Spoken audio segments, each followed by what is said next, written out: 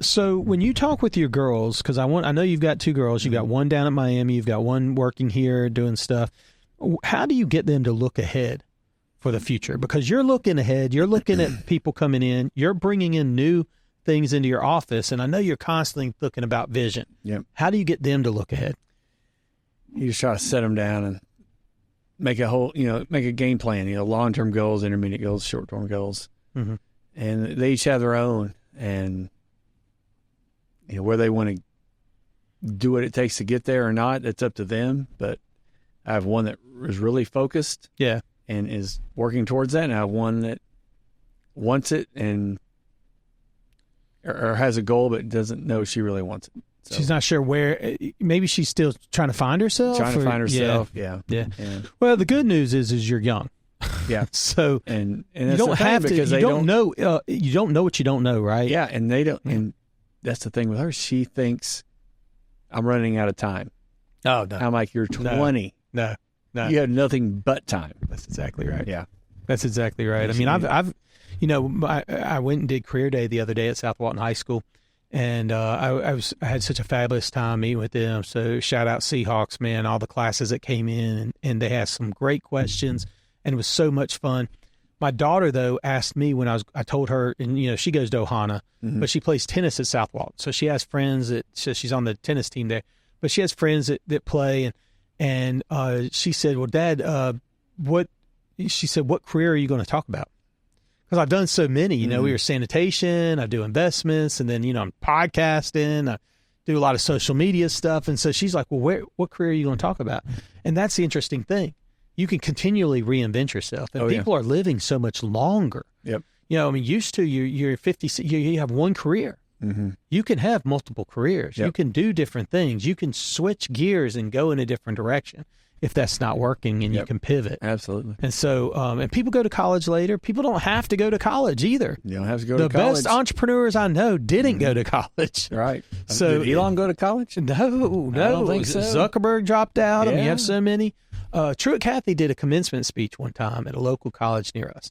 And a buddy of mine, his son was graduating. And so we went, and in his commencement speech, he told everybody, he said, look around you. He said, you very well won't be entrepreneurs. Mm-hmm. Because most of the entrepreneurs are the ones that they didn't eat. Right. When you don't eat, you got to work hard. You ain't got an excuse. Mm-hmm. It's something I'm constantly telling my kids. Like, there's somebody out there that's not eating, and when they're not eating, they're going to out hustle you. Yep. That hustle can get real. So if you're out there and you're watching this, it's not over because you don't go to school. In fact, you may have a drive inside of you that others don't have, and then if you are in college, listen, don't. Hey, hopefully this conversation will spark you to say, I need to have a fire inside me, because there's always somebody that's out hustling you. Yep. There's always somebody that's doing it somewhere. Harder. Well, it's like this CrossFit game. Somebody's out there working extra. 8 days a week, or doing 16 days, one in the morning, one in the evening. Yep. I mean, I read when I was really gearing up for a triathlon, I did this workout. I did a triathlon once, and it was just a sprint. It wasn't anything crazy. So it's, like I don't even remember, 500-meter swim, like 13-mile bike, and like a 5K at the end. Mm-hmm. So it was a sprint, and then and that's almost all I want to do. I mean, that's swimming with people kicking your face is what I envision. Well, it's also what I envision waterboarding being like. I mean, you got legs hitting you and arms hitting you. Yeah. It's crazy. And so I did a CrossFit workout, though, that I would do a workout in the morning and then like a sprint thing in the afternoon. Mm-hmm. So it's kind of heavy lifting. I pulled my weights back a little bit, but then I was doing a bike in the afternoon sometimes, or just sprints. I just did, and that's all I did was this workout for like 6 months, 2 days. Yep. And I was prepared. In fact, I could have done probably, I don't know a full, but I probably could have done the half triathlon. Yep. At that point in time. And I didn't run 5 miles ever. I didn't bike 13 miles ever, but I was just, that heart rate, that intensity from that CrossFit, 2 workouts a day got me. It's cardio. Prepared. That cardio. It's all about the cardio. That's right. Yeah. That's exactly. Well, people think you don't do cardio in CrossFit. That's all. No, it's all cardio. Your heart feels like it wants to come out of your chest. You lift weights fast. It feels like it wants to come out of your chest. Man. Oh yeah, for sure. you got daughters and all that, but we've had a chance to really get to know each other at moments. And I know life's not always easy. I mean, you've got these two, the centers, and life seems to be good. Although I've said it here before, there's 3 stages in life. You're either in a problem, coming out of a problem, or going into a problem. Yep. I mean, every time my wife and I feel like things are going well, one kid will call from college or something, and it's like, oh man, and the anxiety goes up, and it's like, well, let's talk about it, Yep. But I know you face challenges in life, and life's not easy. And I know you shared with me you lost a brother early, though, right? Yeah. I was in college. Was it older brother or younger brother? Younger brother. Yeah, he was 17. Mm-hmm. And so this is when my dad was the battalion commander of the National Guard unit in the town I was in going to college. And his sergeant major for the battalion happened to be the dean of the university. Mm-hmm. And so one Sunday morning, friends and I were coming out of a restaurant we went to eat, after kind of being out Saturday night. And the Dean Snow, came up and said, Kevin, I need to talk to you. Okay. Sergeant Major. He's pretty rough. Yeah. And he didn't hold back. He's like, your brother killed himself last night. Your parents sent me to get you and get your stuff and take you home. Wow. Just like that. That was it. I mean, just smacked me upside the head. I was like, well, what?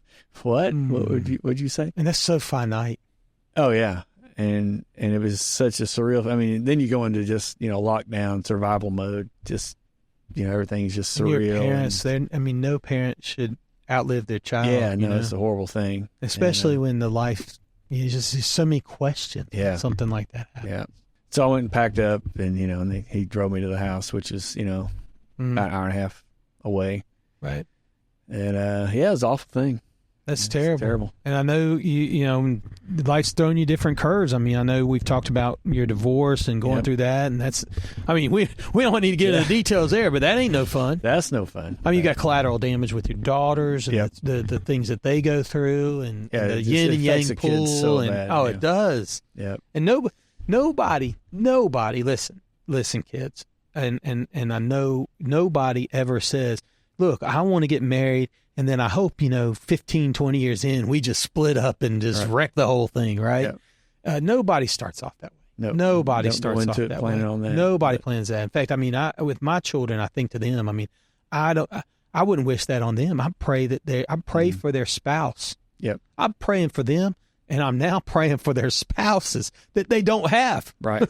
Because I want them to find somebody, that's what we want, right? Yep. Find somebody that they're with forever.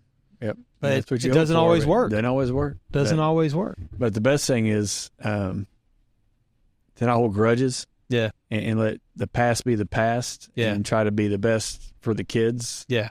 And we came to that conclusion fairly soon afterwards. And that helped a lot.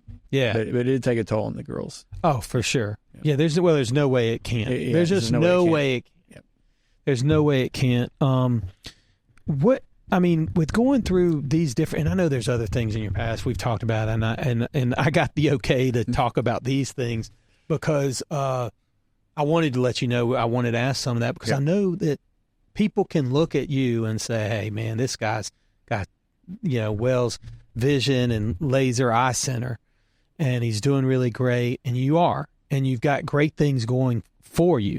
But sometimes you can get just smacked in the face. Sometimes it hits you upside the head. And you just feel like you just took 5 steps back, Absolutely. And what is it how do you keep your faith, or how do you cling to your faith? Because I know we've also talked about that. Mm-hmm. And how do you hold on to that? Or does your faith hold on to you?